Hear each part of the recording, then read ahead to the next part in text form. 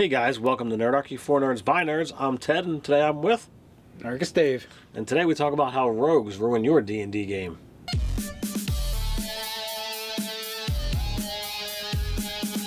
Hey guys, jump down the description below where you can find Nerdarchy the newsletter, game weekly tips, as well as learn how to game with Nerdarchy.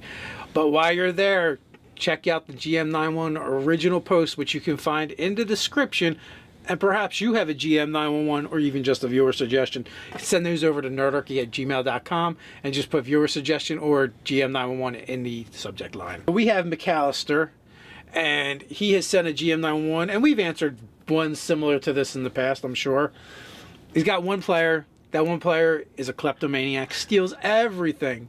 And he wants to know, how does he handle that without affecting the rest of the party? So not only is he a kleptomaniac, but he insists that everywhere he goes, including up in the banisters, barn rafters. Yeah, barn rafters, that there should be loot up there and that he should find it, and he's got to take everything. Now, there's a couple different things going on. Number one, there are always going to be repercussions for your actions. And if you don't want to deal with the massive long-term, well, I'm going to send in investigators to figure out what's going on and blah, blah, blah, blah, blah. There is also the factor of if he's stealing all of this stuff and holding on to it, what's he doing with it? There's an encumbrance rule. You have to be aware of what you're carrying. And if he's like, oh, I'm going to take the chair and I'm going to take this treasure chest, where's he putting it all? Well, even if he's working with things that are more manageable, he still has to sell it. Either personally has to resell it, or he has to find a fence to sell it for him. So that could be like a mini quest and adventure all to itself, and it just creates another obstacle for that player to kind of have to overcome. But it's a legitimate one. It's not like you're just throwing it there because you're stealing stuff. No, when you steal a lot of stuff, you're going to then have to figure out how to unload it. That's one thing. Here's another one. The group keeps showing up a particular inn. Maybe they like to use the same inn every time they go to town.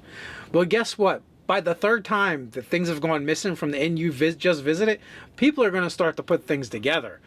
And you know what? The rest of the party might get blamed, and you might have to smack the whole party because of this one person's actions. But you know what? That's kind of real life too. And here's the thing: the party doesn't have to take that either. If they know about it, or they think there's one of them that's more likely to steal than the rest of them, they can throw that character under the bus. He did it. Yeah, we don't steal, but you might want to check his pack. Now, in relation to the fence, you could have a fence that is like, look, you stole stuff that's that's going to be hard to unload. I'm going to be the one taking on the burden. So, all right, that thing that's worth 100 gold, you get 5 gold out of it because I'm taking all the risk. I'm taking all the chances because I'm going to be the one with it. Or, even further, you took that thing from who? Do you know who? Or they recognize it? Do you know who this belongs to?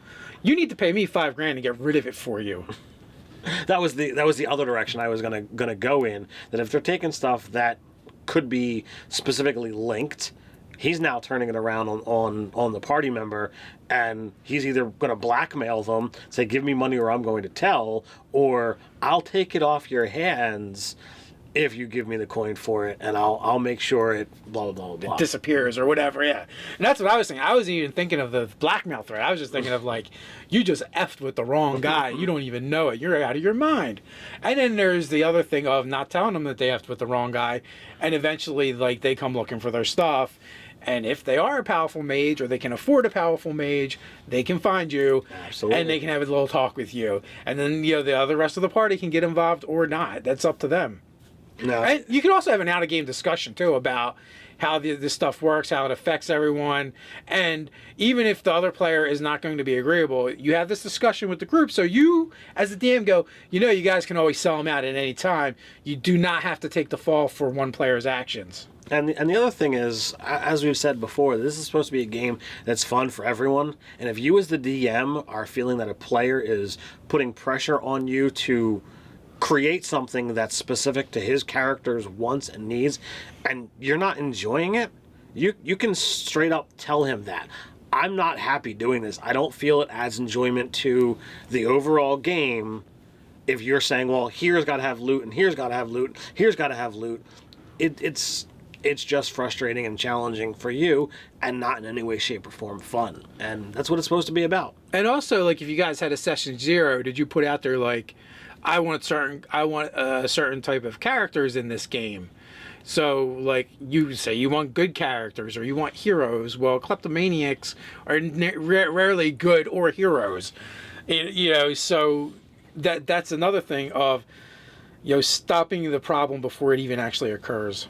So, what do you guys out there think? Is there anything that we've missed? If you have any suggestions you'd like to give to McAllister, down in the comments below is a perfect place for that. While you're down there, don't forget to like, share, and subscribe. You can check out nerdarchy.com. So until next time, stay nerdy.